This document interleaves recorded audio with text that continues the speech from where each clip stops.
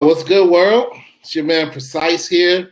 We're rolling out. We are so excited to see you. Hopefully, people are joining right now. Welcome, welcome, welcome. Wait for a few people to come in before we get this going. Uh, but right now, we're touching base on a lot of things that we are in a climate that where everything is kind of up in the air, and people are moving around with uncertainty. Um, and we are here to provide you with some direction, some comfort, and some instruction on how we are going to navigate to the other side of what is going on with regards to coronavirus. Today, we're going to talk about that with respect to our finances. So, with that being said, we have here Miss Kimberly Thomas of KimCo International, and she will be talking to us about managing your money during this crisis. So, Ms. Thomas, Kimberly, it's a pleasure to meet you. How are you? I am doing well. I'm doing well. It's a pleasure to meet you as well.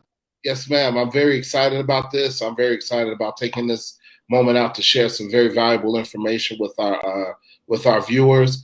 But before we get into the meat of this, I'd just like for you to share a bit of your background so that people know that they're speaking with somebody who knows what they're talking about. Thank you so much. Like you said, I'm Kimberly Thomas. I'm with KimCo International, and I'm a wealth accumulation specialist. I have been in this line of work since 1998. I love what I do, completely love what I do. I've been helping families, nonprofits, small, mid-sized, and large businesses make smart choices with their very hard-earned dollars. So I'm a part of Sandmar Financial Network, and we're a group of financial professionals that help people with various financial concerns. And so I've been doing this since 1998. And my mother also is a financial planner, and she's been in the business for 40 years. Okay, wonderful. So you said since 1992, so the breadth of your experience is vast. We appreciate that. So now, what kind of conversations have you been hearing around money since this coronavirus pandemic broke? Several different conversations, several. Since this coronavirus has come out, there are so many people, some are struggling to pay their rent, their car note.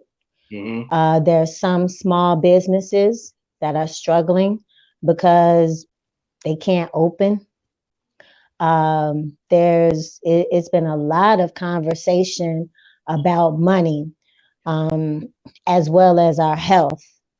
So it's so many people that truly were not prepared for a situation such as this.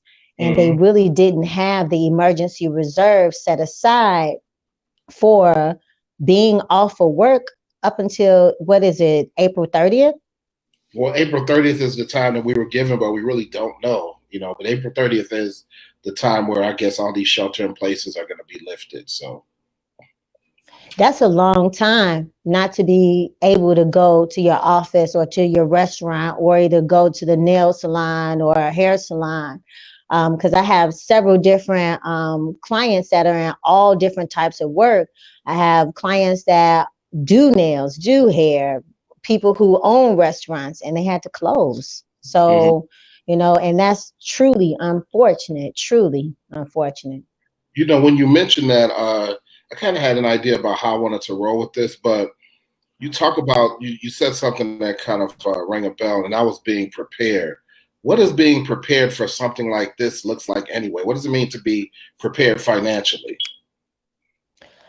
Well, a couple different things. First, to make sure you have an emergency reserve. And so it's all a part of building your financial house on a solid foundation. So when you have an emergency reserve, that emergency reserve can be to start a business. It could be to make sure that if you became hurt, sick, can't work, you have enough money in your coffer to be able to carry you. Now, it's been stated in the past that you should have between 6 to 9 months, but Mm-hmm. I show my clients how to have 12 months of cash reserve. Oh, wow. So, So, yeah, you need to have your emergency reserves because if you lose your job, then you still need to pay your mortgage. You still need to pay your rent. Tuition still needs to be paid. Or either if you get sick or hurt or can't work for whatever reason, things still go on. or some national pandemic happens and you can't go to work again. Exactly. Right. Exactly. And Mm-hmm. so they had a huge spike on people applying for unemployment yesterday. Mm-hmm. All throughout this week, actually, there was a huge spike for those people applying for unemployment.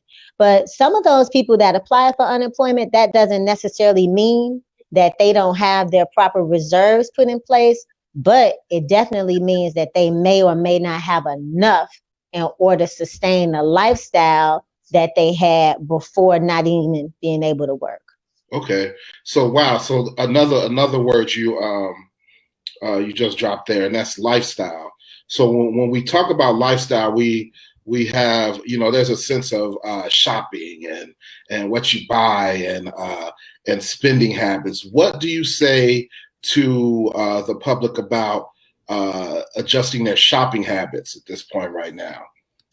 You know, every girl likes some nice things. They want to look good. They want to smell good. Every guy wants to get a haircut and shoes Right. shine, However, when it comes to this situation, well, in this specific situation, we truly cannot go get our haircut because the barbershops are closed. Mm-hmm. But when it comes to shopping to make sure that our everyday essentials are met, when our paychecks are not the same, Mm-hmm. we have to make some changes in those shopping desires, such as maybe you don't necessarily go to Trader Joe's, maybe you don't necessarily go to Jewel, maybe you go to Dollar Tree.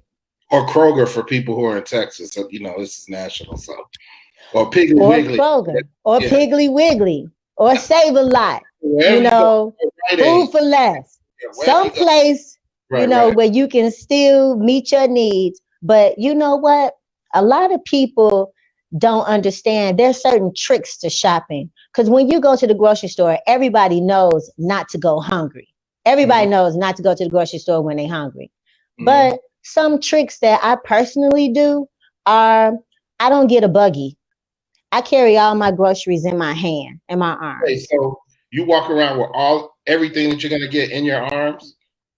I do, Okay. especially when I go into Dollar Tree, especially because you can ball out of control in Dollar Tree. Right, because So everything's.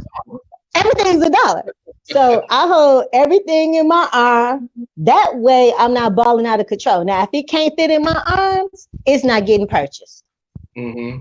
That makes sense. Then also I do it old school. I write a list. So I make a list of the different things that we need because I have 3 sons and they always want something or so called need something. So I Mm-hmm. make a list, and if it's not on the list, it's not getting purchased, no matter what school, what store I go to. So number one, just to go back. So number one, you say if you walk into a store, you don't get a bug. You carry everything in your arms. Number two, you make a list. What else? Now, okay, now if I'm in Walmart and it's some big items, I can't necessarily carry everything in my arm. Of course. But for the majority, if I'm going into a store like Jewel or Kroger or Dollar Tree, I'm carrying everything in my arms because they're Mm-hmm. small items. But yeah, and I definitely make a list.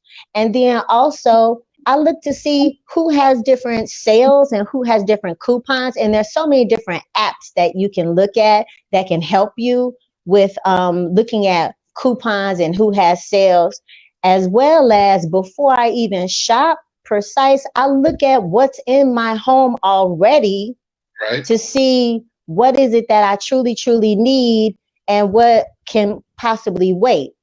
Now, in this situation with a pandemic like coronavirus, sometimes there's people like hoarders that purchase all the toilet paper, right? Mm-hmm. I can't even find Lysol. Can you find Lysol anywhere? Oh, I actually went looking for some today. There's none to be found. I looked too. I went to three different stores. There's nowhere to be found. So some hoarders, they bought all the Lysol up. Okay. But Mm-hmm. there's different apps because I did recently see on CNN some hoarders that were trying to go back to some stores to get their money back.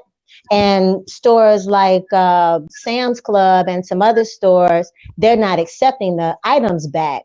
So what they could do is there's different apps where you can barter services and barter items, and Mm-hmm. then they can barter those items if they have way too many Lysols or too much toilet paper. They can barter those different things because there's different people that have other things that they may need. And so just go into your app store and see what apps you would like to choose for bartering. Oh yeah, that makes sense. One of the things when we talk about these, the shopping habits and what you're purchasing and even bartering at this point, I know what comes into play is the amount of money that people have in order to make these purchases. So, and actually the planning portion of that, which brings me to budgeting. So, why is budgeting money so important in these times? Budgeting what you have. Why is that? Why should that be a focal point of what we're doing? Budgeting should always be a focal point. So ever since I started in this business, that's the first thing as a financial planner, what I go into with clients is making sure they're not in the red. Mm-hmm. So we look at what it is that they're spending their dollars on, where they're swiping their card, where they can trim the fat, and what we can do without, what is a necessity. Because when it comes to a situation like this, it's certain things that we may have to just cut out of our budget. Mm-hmm. What like what? What would you say? Just off the top, just generally average person. Well, cable. Mm-hmm. So I had Wow TV and they were charging me $160 something a month. So what I had to do is I had to dial down my cable and Mm-hmm. then just get internet, and it Mm-hmm. still didn't go down as low as I wanted. So I had to make a switch. And what I did was I went to Comcast. They had something, a promotion. I Mm-hmm. was able to cut my internet down. So I got the same internet that I had with Wow. And then I also got a home security system. And it was much lower than I was with Wow. Mm-hmm. So now I don't even have cable. I look at Netflix, which was that $9.60. Well, depending on what you have, but yeah, around that, yeah. Netflix, as well as Sling. Mm-hmm. So you can use different apps on your TV and they work right with what it is you need to do. So it's all about trimming the fat. And we could start with things such as cable. We could Mm-hmm. also start with when you go grocery shopping, stop just buying things just because it you might be hungry or it tastes good or somebody says they so-called need it and they don't. Mm-hmm. You can start there. And then also in this pandemic, um, there's so many different credit card companies that are helping people at this time. So if you have a Discover or a Visa or American Express, they have the coronavirus stimulus packages for you, where Mm-hmm. either what they'll do is they'll either put the payment on the back end and then allow you 30, 60, or 90 days in order to make that payment later, or either what they'll do is they'll stop the interest, and then that way that will help you You know because what, mhm, what I want you to touch on, because words like interesting things are buzzwords. If you could just explain to our viewers like how that helps. Why does it make a difference for that bill to be put on that back end, or why does it make a difference for that interest not to come into play with that payment?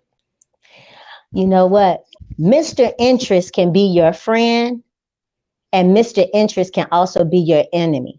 Mm-hmm. Now I'm going to give you two different scenarios.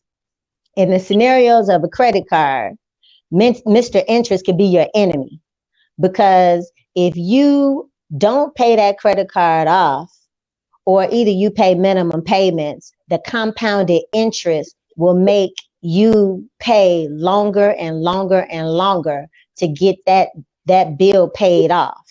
So Mm-hmm. if somebody offers you the Corona stimulus package where they say we'll cut the interest, when they say they'll slice that interest for you during the time frame that's needed, let it be 30, 60, or 90 days, then all you're doing is paying towards principal. And Mm-hmm. that helps you tremendously, tremendously. So if you have a balance that's $500 and they stop the interest and you're sending them $25 or $50, it's going directly to the balance and not paying any of the interest that would be accruing if they didn't stop the interest for you. Definitely. Now that's a situation. Oh, I apologize. Go ahead. No, clearly. I mean, the reason I wanted you to kind of clear that up, because I don't know if people really have a true handle on what interest is, and you can correct me if I'm wrong, but just to kind of paint a better picture of it, is interest is how much money you're paying for money. So anytime you have these high interest rates and you're making these minimum payments, it's not going to what you borrowed; it's going to the cost of what you borrowed. So just what she mentioned is true. You really want to take some time and dig into that principle. So take advantage of these opportunities. And one other thing that you mentioned is that these credit card companies do have these plans in place, but you just can't sit and expect them to take place. You actually have to call your credit card company. You definitely have to call. You have to call. They won't offer it. And so what if you have your bill handy, just look on the bill. The 800 number is on your credit card bill. Dial the number, ask for the coronavirus stimulus package, and different cards have different packages and different time frames that they're helping their clients. Some packages are for 30 days, some packages are for 60, some are for 90, or some are as long as you tell them, look, I'm out of work. I need the as long as I can. So what can you do? And so sometimes the phone, the hold is a long hold. So please don't get disgruntled. Go ahead and still dial the number and hold. But I had some clients holding for an hour, 2 hours, and 3 hours trying to get through to Bank of America. Mm-hmm. I mean, and that's what's going on, because everyone is basically in the same boat. We find ourselves in a unique position right now where the playing fields are leveling. So we have an opportunity that we can take advantage of and pay down this debt that we have, which actually brings me to my next question, and that's about how does somebody go forward in structuring how they pay their bills? So we've talked about all this interest and everything. So what are your tips with respect to an individual paying their bills right now? Well, if you could get some help with the rent, because there is a Corona stimulus package for rent as well. Mm-hmm. So if you're a tenant or a landlord, then there's different things that can help people who are either tenants or landlords. So if you can kind of get out of necessarily paying the mortgage, that could possibly help. And then that way you can move money over to your emergency reserves in order to make sure that things continue to go forward like you need them to go. That could possibly help a lot of people, because the average American does not have $1,000 that they can put their hands on. Right.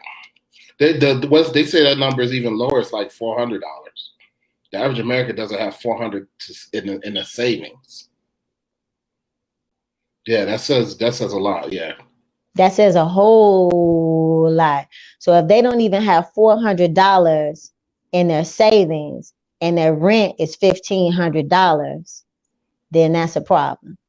They may have had April, but they may not have May. Right.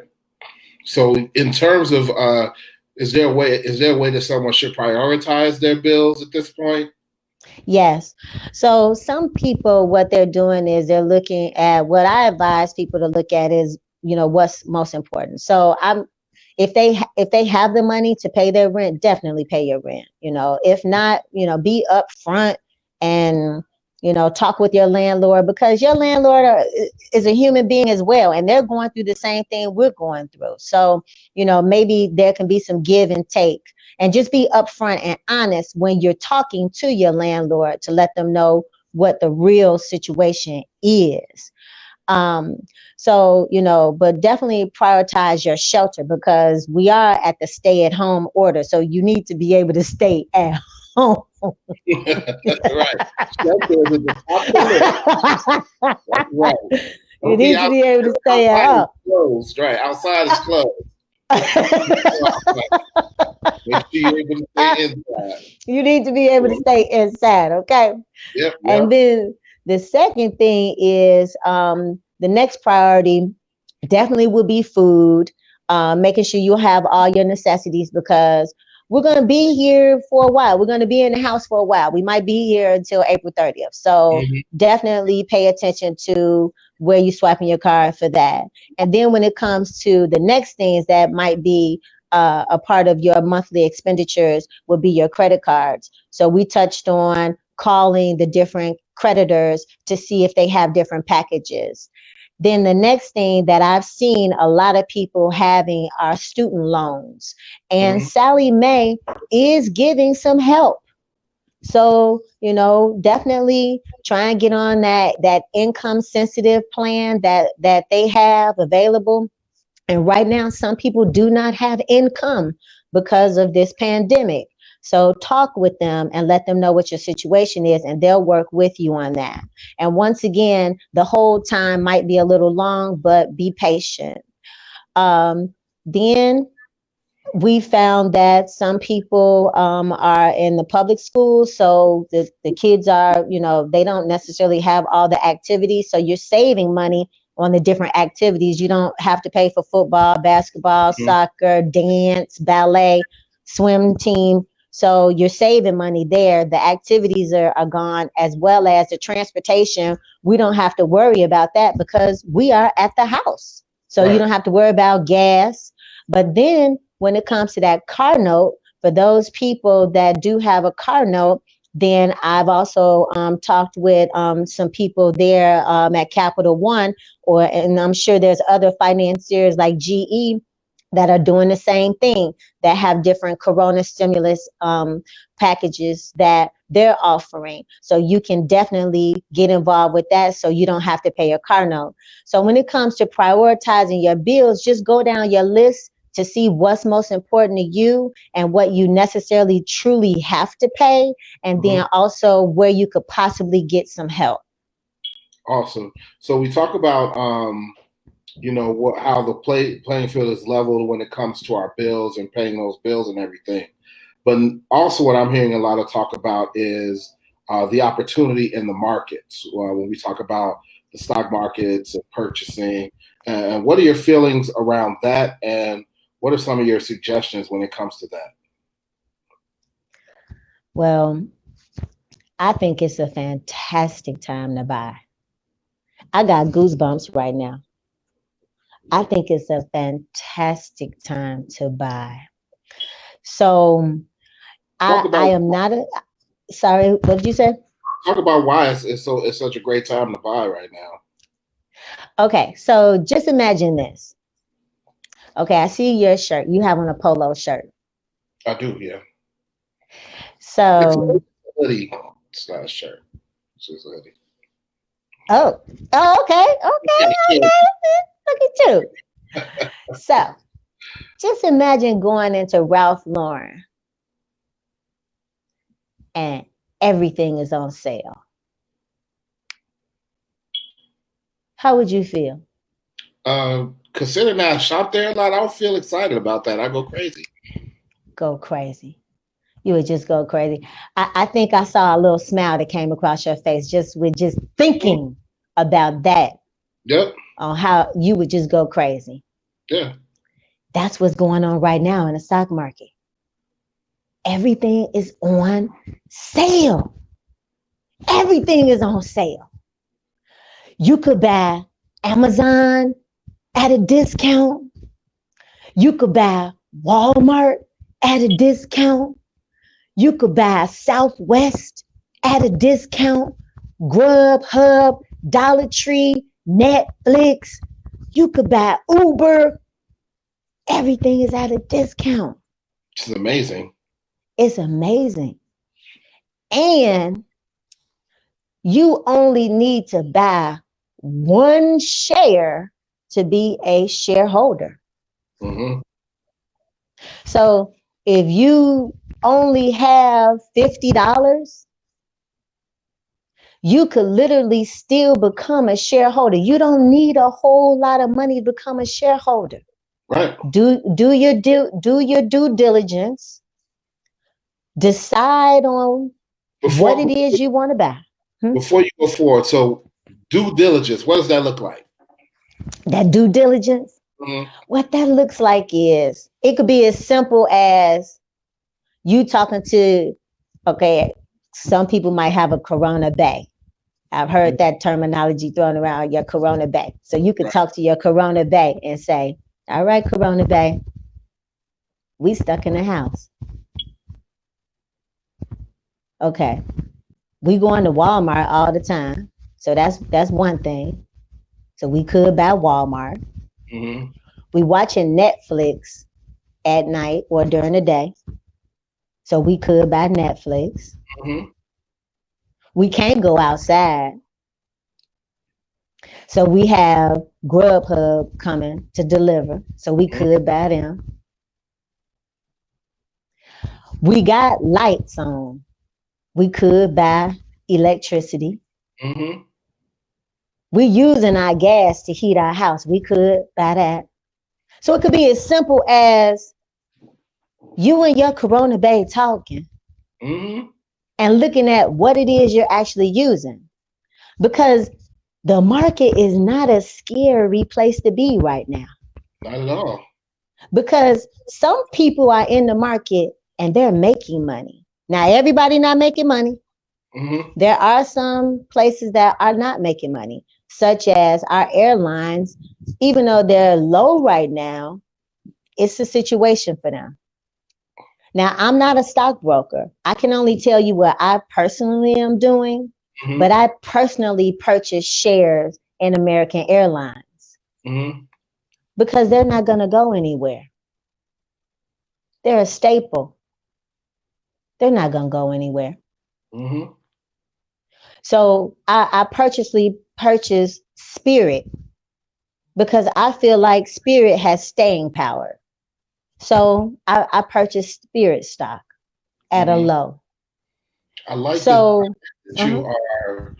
like that you are aligning these purchases with people's real lives. So it makes sense for, I have these conversations with my sons, we talk about this sometimes. And, we have a conversation about whether or not going to purchase a pair of Jordans is going to be as valuable as actually buying stock in Nike, where they both may cost the same, but you running your Jordans into the ground, your pair of Nikes might, that stock in Nike may take you somewhere. I totally agree. Yeah. I totally agree. And Nike is on sale right now. Nike is on sale. It's on sale. It's on sale. That's what I'm saying. Everything is on sale. So you literally should be looking at it in that way. It's on sale. You should literally be looking at it in the way that, yes, there are companies that are not making money. They're taking a loss. But there are companies that are making money and they aren't taking a loss because everybody is at the house. And you're going to switch that light switch and turn those lights on. You're going to cook your food. So you're going to use gas. You're going to go to Walmart. It's just certain things that people are truly doing. So why not be a shareholder in that and take part of the earnings, take part of the growth? So I actually have a question for you. Yes, sir. Joel Lamar, That name sounds familiar. I think that's my sister. So she asked, so where can we go and what sites can we download to start making these purchases? That's a good question, sister. So what we could do is, well, if you do have someone that you trust and that's a stockbroker, then that's definitely a first place to go, because I truly recommend you working with somebody who is knowledgeable. So if you do have a financial advisor that you could work with, then give them a call, and definitely make sure that you talk about what your interests are. I don't want to necessarily jump the gun and say everybody should just go run out and buy stock, only because as a financial advisor, we look at this coronavirus in a whole different lens than the layman. So we need to make sure that certain things are taken care of, such as you have your proper foundations, such as you have your life insurance, such as you have your emergency reserves. It's different things that need to take place before you get to the level of purchasing stock. So we got to make sure that it's just like building a house. When you're constructing your financial house, you want your financial house to be built on a rock solid, hard foundation. You don't want to build your foundation. You don't want to build your house on a foundation of sand. Right. And then when the storms come, it's a problem. So, just being a financial advisor, I'm looking at it through a different lens. So we want to make sure that you have certain things done. So in an ideal situation, if a person had all the things in place, because we don't know how long this coronavirus is gonna be. So in an ideal situation, if everything was in place and you were at a point where it would be the best thing for you to buy stock, then if you talk to a stockbroker, or either you could go through E-Trade, Scottrade, or Ameritrade.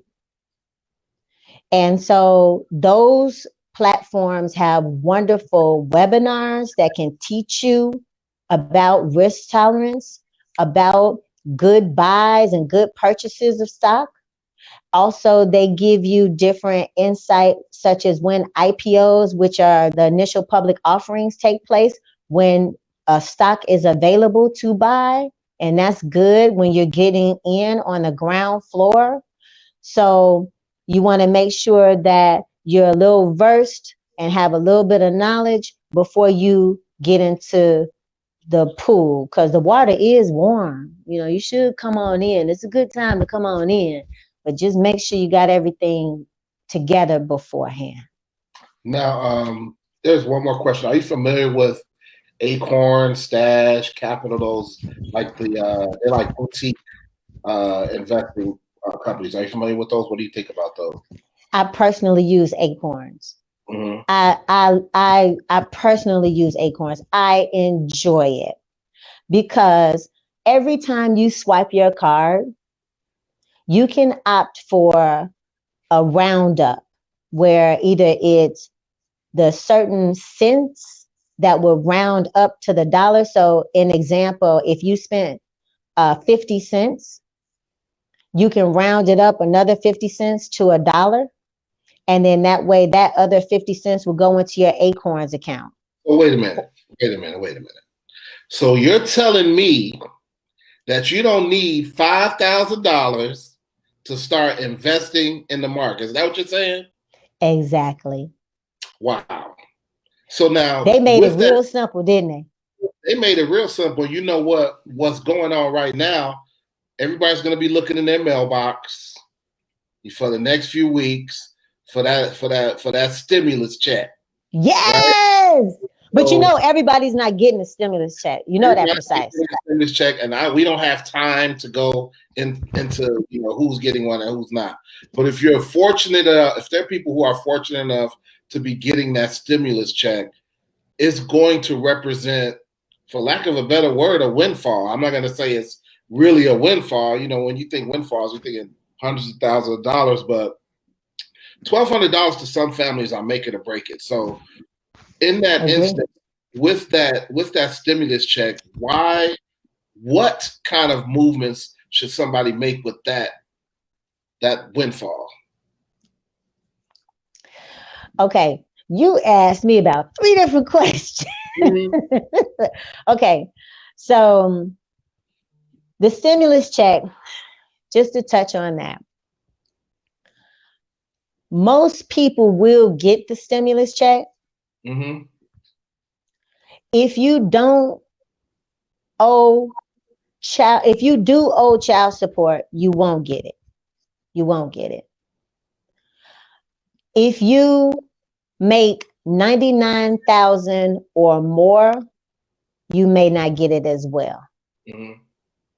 So if you're single, and if you're a couple, if you make over $198,000, you may not get it either. Mm-hmm. So for those people who will get the stimulus check, I would recommend, depending on their situation, this is a general blanket statement. Of course. If at all possible,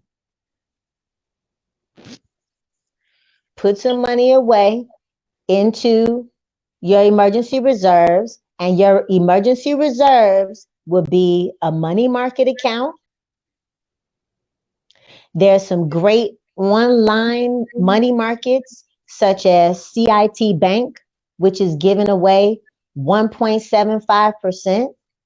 American Express, the last time I looked last week, was giving 1.80. And this is one of those situations where interest is your friend, right? Remember? Right.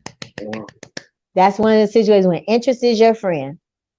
So I would stash the money there, and it's all online. So you don't have to go to a brick and mortar foundation to get your money, because we're on the coronavirus pandemic. You can't necessarily go outside for everything, and the banks have changed their business hours.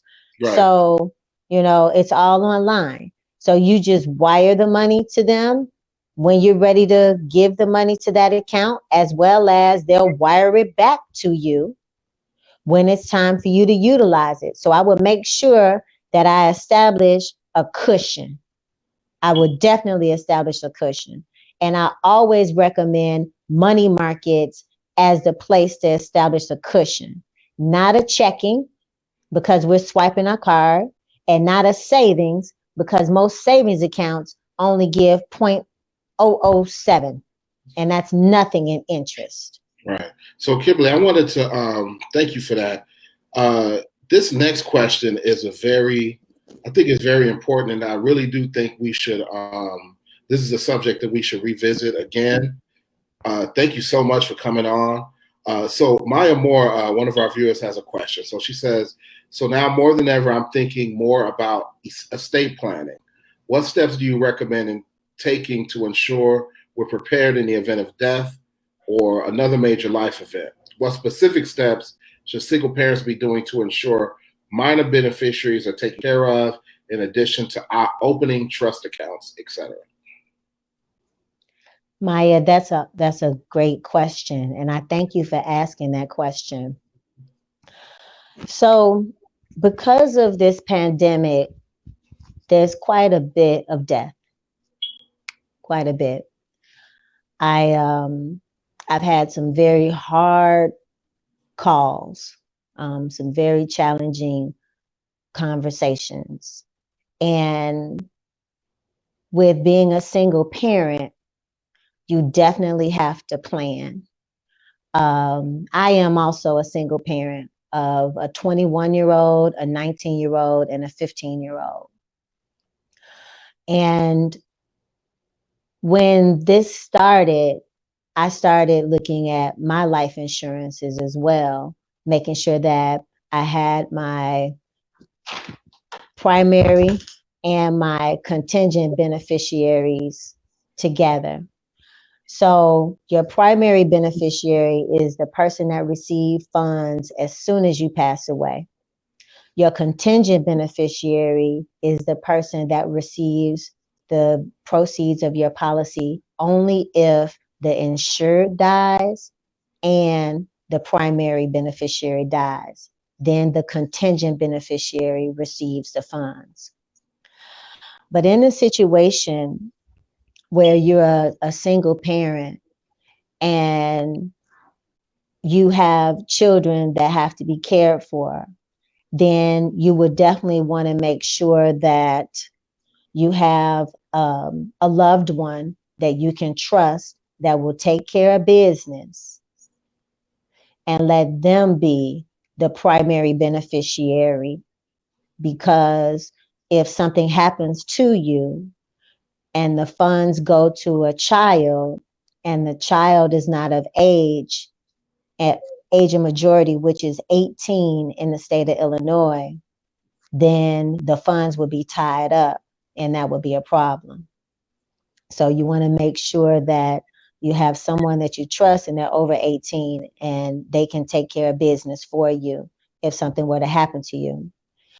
Now, I recently had a situation where someone passed away and they had life insurance and they had bank accounts and they had a 401k, but they couldn't access all of those accounts because they didn't have a death certificate.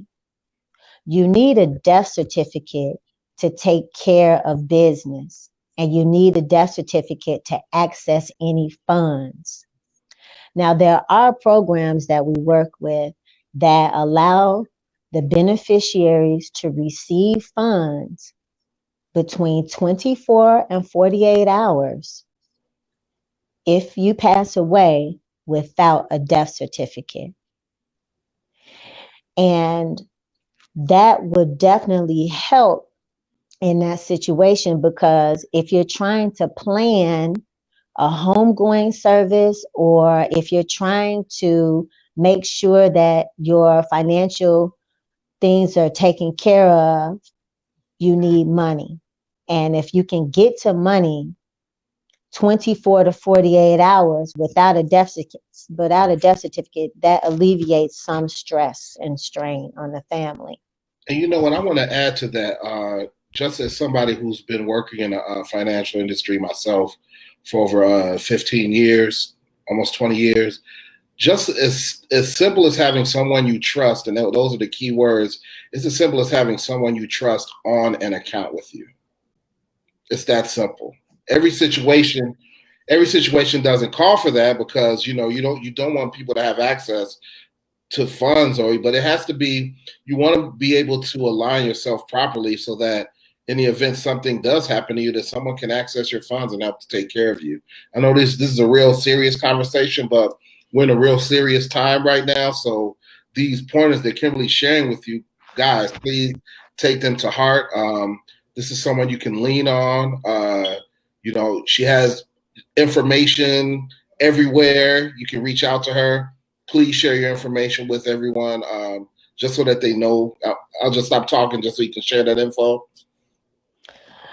Please contact me at KimCo International, phone number 312-792-4216, 312-792-4216, or either email me at kim@kimcointernational.com, or either by Facebook, KimCo International. Now, and I know that we were getting, a lot kind of deep into the estate planning, but I feel like that's a conversation that we should have separate from what we're having today, because it is a very detailed conversation. And I think that our community needs to be more versed in what goes on with estate planning and be more prepared, because we're talking about being prepared and preparedness. And this is one of the things when we talk about life events that we need to be ready for.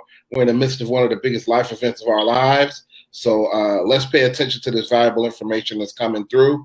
I want to open up the floor. We got a few minutes left in the broadcast to anybody else who wants to ask some questions, I see Maya had another question. She said, can she make her primary, can I make my primary beneficiary of my trust?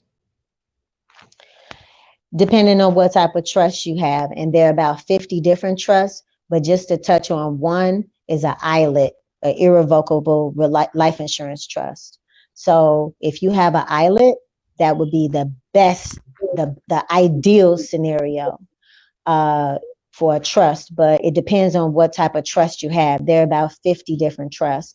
And I am not estate planning attorney. I am not. I am a financial advisor that works with estate planning attorneys.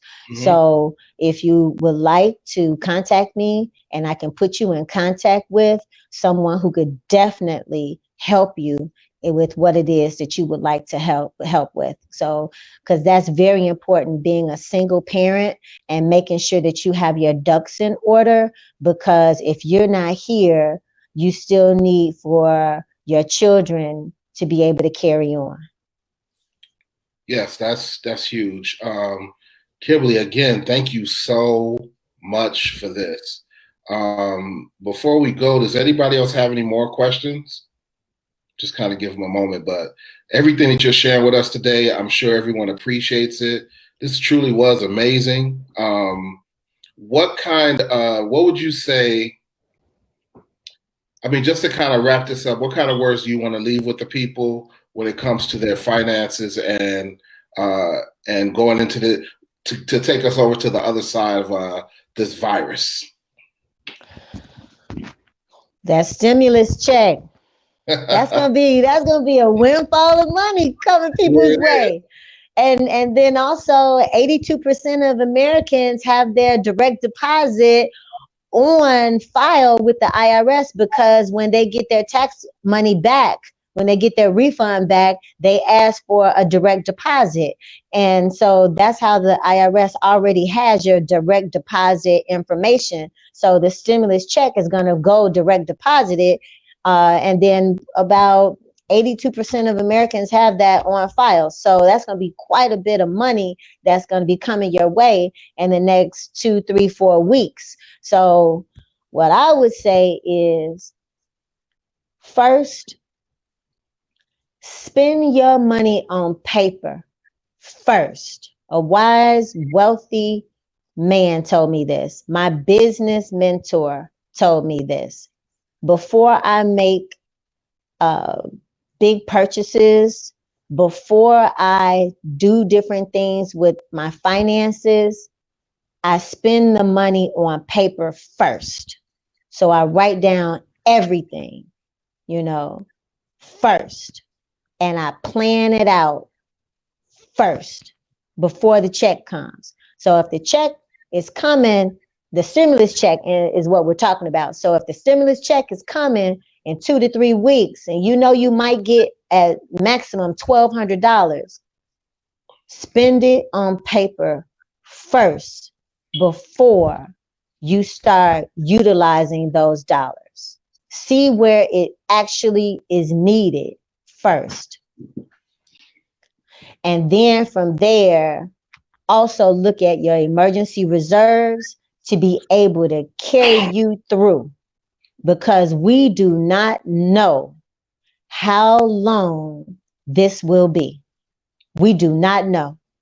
And right now, we're thinking that it could be April 30th that we are able to go back to so-called reality, have a new norm, so to speak, and go back outside and play. But we don't necessarily know, because there's some states that are going into May and others may go into June. So definitely consider all options before utilizing that $1,200. One other quick question. Christy asked, what about help for small business owners during a crisis? The small business owner definitely has some things in store for them, such as the city of Chicago just opened up the SBA loans just yesterday. So please go on cityofchicago.org to look and see how you could possibly qualify or apply rather. And not to cut you off, so whoever is in Chicago, whatever is similar to what we have here in Chicago. So there's something in your city similar to that. Yes, it is. Yes, it is. The Small Business Association, the SBA loans are in different cities and different states. So if you have a small business, please look into that. Please apply for that and see how those funds can come your way. And I've been told that there's loans as big as $100,000 that can help some small businesses. That's amazing. So Kimberly Thomas of KimCo International, you have been an amazing resource, and I hope you can come back. You think you can come back and we can do this again? You know I can. I'll make time for you. I'm at home. Definitely. Well, I appreciate that. We are at home.